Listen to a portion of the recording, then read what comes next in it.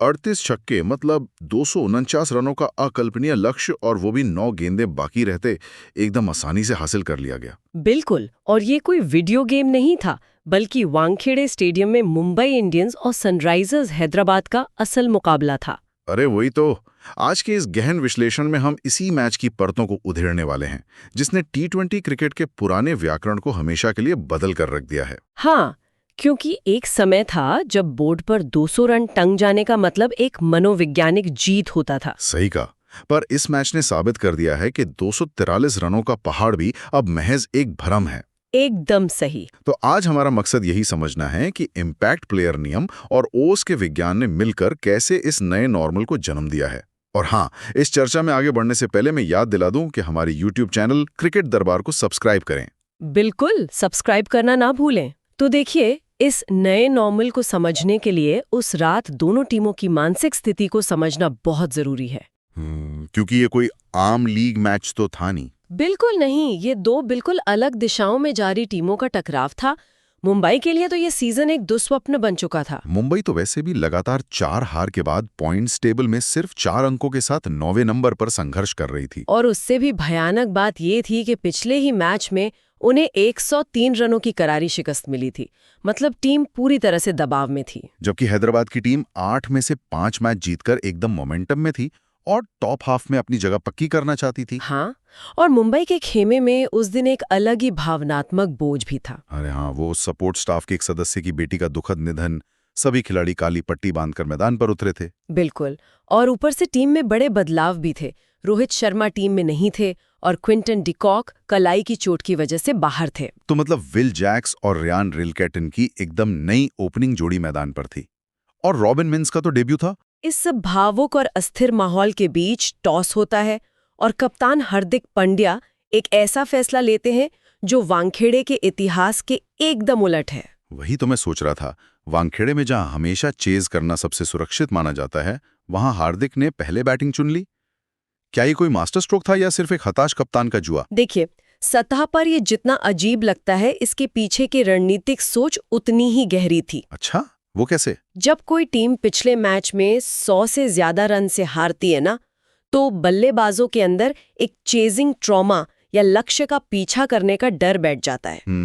समझ गया। तो हार्दिक शायद चाहते थे कि नई ओपनिंग जोड़ी बिना रिक्वायर्ड रन रेट के दबाव के खेले। बिल्कुल, वो पहले बैटिंग करके सारा स्कोरबोर्ड प्रेशर हैदराबाद पर डालना चाहते थे। मतलब ये एक तरह का रणनीतिक जुआ था कि अगर बल्लेबाज बिना डरे खेलें तो विपक्षी टीम की लय टूट जाएगी। और शुरुआत में तो ये जुआ एकदम अचूक मास्टर स्ट्रोक लगा। हाँ, पावर प्ले के महज 6 ओवरों में बिना विकेट खोए 78 रन बन गए थे। 7.8 ओवर में तो 93 रन जुड़ चुके थे जी। विल जैक्स ने अपनी 22 गेंदों की पारी में 3 छक्के और 5 चौके लगाकर 46 रन ठोक दिए थे। लेकिन असली तबाही तो रियान रिकल्टन के बल्ले से आई। 55 गेंदों में नाबाद 123 रन। अरे बाप रे। 10 चौके और 8 गगनचुंबी छक्के और स्ट्राइक रेट 223 के भी पार। और उन्होंने महज 44 गेंदों में अपना शतक पूरा किया। इसने तो वानखेड़े में सबसे तेज शतक का पुराना रिकॉर्ड ही ध्वस्त कर दिया। जो इससे पहले 45 गेंदों में सनत जयसूर्या और तिलक वर्मा के नाम था, और जयसूर्या का 114 नाबाद का मुंबई के लिए सर्वोच्च स्कोर का रिकॉर्ड भी रिकल्टन ने तोड़ दिया। लेकिन यहाँ ये समझना जरूरी है कि रिकल्टन ने ये पारी खेली कैसे। पारंपरिक टी20 में एक बिल्डअप चरण होता था। मतलब वो जहां बल्लेबाज पहले पिच को समझता है और सिंगल्स लेता है। हाँ, पर रिकल्टन ने इस पूरी प्रक्रिया को ही किनारे कर दिया। उनकी बल्लेबाजी की ज्यामिति देखिए, गेंदबाज के हाथ से गेंद छूटते ही वो अपनी पोजीशन तय कर चुके होते थे। कमाल है। मतलब उनका नजरिया नो बिल्डअप वाला था, जहां हर गेंद एक बाउंड्री का मौका थी। एकदम सही। उन्होंने गेंदबाजों को लेंथ सेट करने का एक भी मौका नहीं दिया। और फिर मिडिल ओवर्स में सूर्या भले ही 5 रन पर आउट हो गए, लेकिन नमन धीर ने 17 गेंदों में 22 रन का अच्छा साथ दिया। और पारी के अंत में तो खुद कप्तान हार्दिक पांड्या ने कमान संभाल ली। सिर्फ 15 गेंदों में तेज 31 रन बनाए। और 20 ओवर खत्म होने पर स्कोरबोर्ड 243 पर 5 दिखा रहा था। हैदराबाद के प्रफुल्ल हिंगे ने सबसे ज्यादा 2 विकेट तो लिए, पर 54 रन लुढ़ा दिए। केवल ईशान मलिंगा ही थोड़े किफायती रहे, जिन्होंने 29 रन देकर 1 विकेट लिया। लेकिन यार एक बात बताइए, जब किसी टीम के सामने 243 रनों का लक्ष्य हो तो सैद्धांतिक रूप से तो मैच वहीं खत्म हो जाना चाहिए ना। पारंपरिक क्रिकेट की समझ तो यही कहती है। इतने बड़े स्कोर के सामने चेस करने वाली टीम अक्सर बिखर जाती है और दूसरी पारी सिर्फ एक औपचारिकता लगती है। बिल्कुल, लेकिन यहीं पर हमें उस कारक का विश्लेषण करना होगा जिसने इस मैच को एक केस स्टडी बना दिया। क्योंकि हैदराबाद तो 243 के दबाव में दबने के बजाय एक अलग ही गणित के साथ मैदान पर उतरी थी। हाँ, ट्रेविस हेड और अभिषेक शर्मा की ओपनिंग साझेदारी ने 129 रन जोड़े। और ये सिर्फ रन बनाने की गति नहीं थी, ये विपक्षी टीम के सबसे मुख्य हथियारों को कुंद करने की एक निर्मम रणनीति थी। और उस रणनीति का सबसे खौफनाक नजारा तब दिखा जब जसप्रीत बुमराह के दूसरे ही ओवर में 18 रन जड़ दिए गए। सोचिए, विश्व क्रिकेट का सबसे घातक तेज गेंदबाज, जहां मुंबई ने शुरुआती 6 ओवरों में 78 रन बनाए थे, वहीं हैदराबाद ने बिना विकेट खोए 92 रन ठोक डाले। ट्रेविस हेड ने तो महज 20 गेंदों में अपना अर्धशतक पूरा कर लिया था। 30 गेंदों में 8 छक्कों के साथ 76 रन। और अभिषेक ने 24 गेंदों में 45 रन। बुमराह जैसे गेंदबाज की यॉर्कर को इस तरह बेअसर कर देना कोई मामूली बात तो है नहीं। आखिर उन्होंने बुमराह के खिलाफ ही किया कैसे? इसके पीछे तकनीक और नए नियमों का एक बहुत ही घातक संयोजन था। सबसे पहले तकनीक की बात करते हैं। ट्रेविस हेड क्रीज की गहराई का बहुत चालाकी से उपयोग कर रहे थे। मतलब वो लेग स्टंप के बाहर खड़े होकर बुमराह की यॉर्कर को फुल टॉस या हाफ वॉली बना रहे थे। बिल्कुल, और जब आप दुनिया के सर्वश्रेष्ठ गेंदबाज की लेंथ को ऐसे डिस्टर्ब कर देते हैं तो बाकी आक्रमण अपने आप दबाव में आ जाता है। सही बात है। और इस निडरता के पीछे सबसे बड़ा कारण है इम्पैक्ट प्लेयर रूल। अच्छा, तो ये रूल इस निडरता को कैसे बढ़ाता है? इसे एक फॉर्मूला 1 रेस के उदाहरण से समझिए। मान लीजिए ड्राइवर को पता है कि उसके पास पिट स्टॉप में एक एक्स्ट्रा नया टायर सेट रखा हुआ है। तो वो हर मोड़ पर अपनी कार को पूरी स्पीड से भगाएगा क्योंकि उसे टायर घिसने का डर ही नहीं होगा। एकदम सटीक। यही स्थिति आज बल्लेबाजों की है। जब उन्हें पता है कि पीछे एक और बल्लेबाज पैड बांधकर बैठा है तो वो रिस्क लेने की लिमिट को 15 से 20% तक बढ़ा देते हैं। इसी वजह से हैदराबाद का करंट रन रेट पूरे मैच में एक बार भी रिक्वायर्ड रन रेट से नीचे गया ही नहीं। और हाँ, याद दिला दूं कि ऐसे ही कमाल के विश्लेषण के लिए हमारे YouTube चैनल क्रिकेट दरबार को सब्सक्राइब करें। बिल्कुल, पर देखिए, ये आक्रामक शुरुआत तो एक माया जाल बुन रही थी, जहां लग रहा था कि मैच एक तरफा है। लेकिन T20 की फितरत पलक झपकते बाजी पलटने की होती है। अरे हाँ, जब स्कोर 129 पर बिना नुकसान के था, तब 7 गेंदों के अंदर एक ऐसा भूचाल आया जिसने वानखेड़े का शोर चरम पर पहुंचा दिया। 8.4 ओवर में एम गजाफर ने अभिषेक शर्मा को आउट किया। और ठीक अगली ही गेंद पर गजाफर ने नए बल्लेबाज ईशान किशन को गोल्डन डक पर क्लीन बोल्ड कर दिया। और फिर अगले ओवर की चौथी गेंद पर हार्दिक पांड्या ने ट्रेविस हेड का सबसे कीमती विकेट झटक लिया। पलक झपकते ही स्कोर 129 पर 0 से 133 पर 3 हो गया। मोमेंटम का पेंडुलम तो पूरी तरह से मुंबई की तरफ आ चुका था।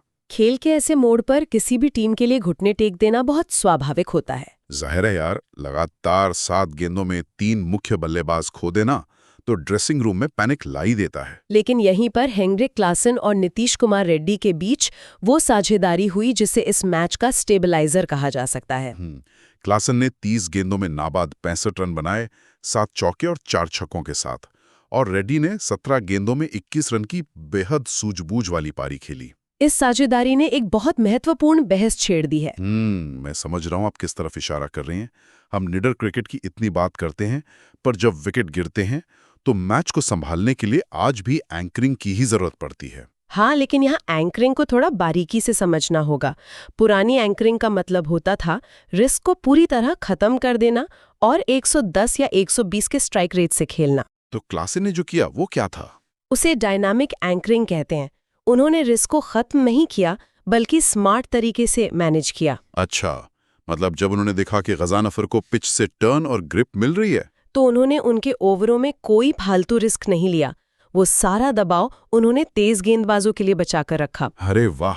और जैसे ही तेज गेंदबाज आए, क्लासन ने अपनी आक्रामकता को 200 से ज्यादा के स्ट्राइक रेट से वापस लागू कर दिया। ये एक गणितीय दृष्टिकोण है।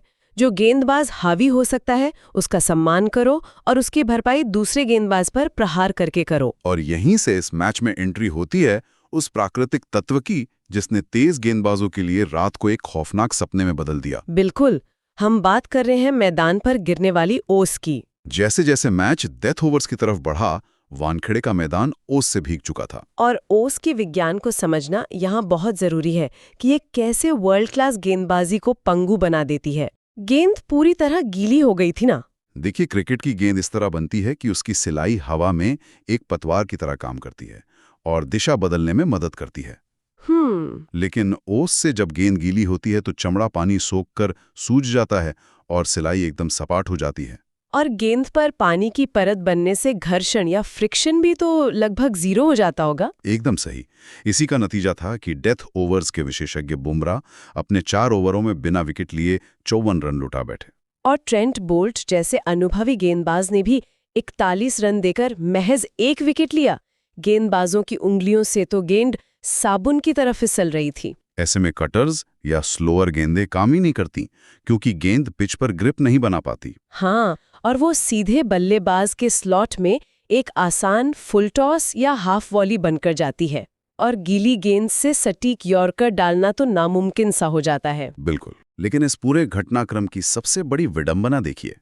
मैच की शुरुआत में हार्दिक पांड्या ने ये सोचकर चेस करने से इनकार कर दिया था कि वो टीम को दबाव से बचाएंगे। और नियति का खेल देखिए, उसी ओस और गीली गेंद के बीच स्लॉग ओवर्स में स्कोर बचाने की पूरी जिम्मेदारी खुद कप्तान हार्दिक के कंधों पर आ गई। उन्होंने 3.3 ओवर में 33 रन देकर 1 विकेट लिया। 19th ओवर में जब हैदराबाद जीत के बिल्कुल करीब थी, तब क्रीज पर सलील अरोड़ा थे, जिन्होंने सिर्फ 9 गेंदों में नाबाद 24 रनों का कैमियो खेला था।